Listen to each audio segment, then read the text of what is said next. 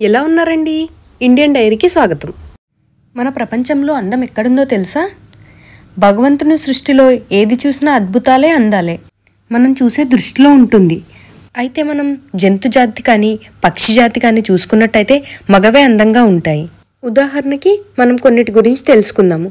ముందుగా చూసుకుంటే మన జాతీయ పక్షి నెమలి. మగ నెమలి ఇలా పింఛంతో చాలా అందంగా ఉంటుంది.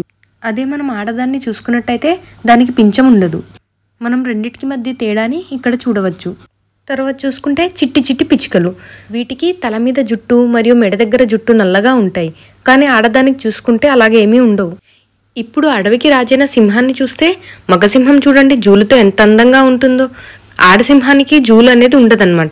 అలానే నేల మీదే కాదు నీటిలో తిరిగే బాతుకు కూడా తల మరియు మెడ దగ్గర ఉండే వెంట్రుకలు రంగురంగుల కింద ఉంటాయి. కానీ ఆడబాతుకు చూసుకుంటే ఒకటే రంగులో ఉంటాయి. తరువాతది దుప్పి. మగ దుప్పి ఇలా కొమ్ములతో చాలా అందంగా ఉంటుంది. ఆడదుప్పికి కొమ్ములు అనేవి ఉండవు. తరువాతది ఆవు. ఎద్దు చూడండి మోపురం ఇలా పైకి పెద్దదిగా ఉంటుంది, చాలా అందంగా కనిపిస్తుంది. కానీ ఆవుకి మోపురం అనేది చాలా చిన్నగా ఉంటుంది. తరువాత మనం రోజు చూసే కోడి. పుంజి చూడండి తోకతో మరియు కిరీటంతో ఎంత అందంగా ఉంటుందో. కానీ పెట్ట అనేది కిరీటము తోక లేకుండా ఉంటుంది. తరువాత మనం గుళ్ళల్లో చూసే ఏనుగులు. మగ ఏనుగుకి చూడండి దంతాలు పెద్దగా చాలా అందంగా ఉంటుంది. కానీ ఆడదానికి దంతాలు అనేవి ఉండవన్నమాట. మీలో ఎంతమంది చిన్నప్పుడు ఏనుగు నెక్కారు? ఇప్పుడు ఉరకలు పరుగులు తీసే గుర్రం. మగ గుర్రం చూడండి జూలుతో చాలా అందంగా ఉంటుంది. కానీ ఆడదానికి జూలు చాలా తక్కువగా ఉంటుంది. తరువాత మనం జూలో చూసే జిరాఫ్. మగదానికి కొమ్ములు పెద్దదిగా మరియు జుట్టు ఎక్కువగా ఉంటుంది.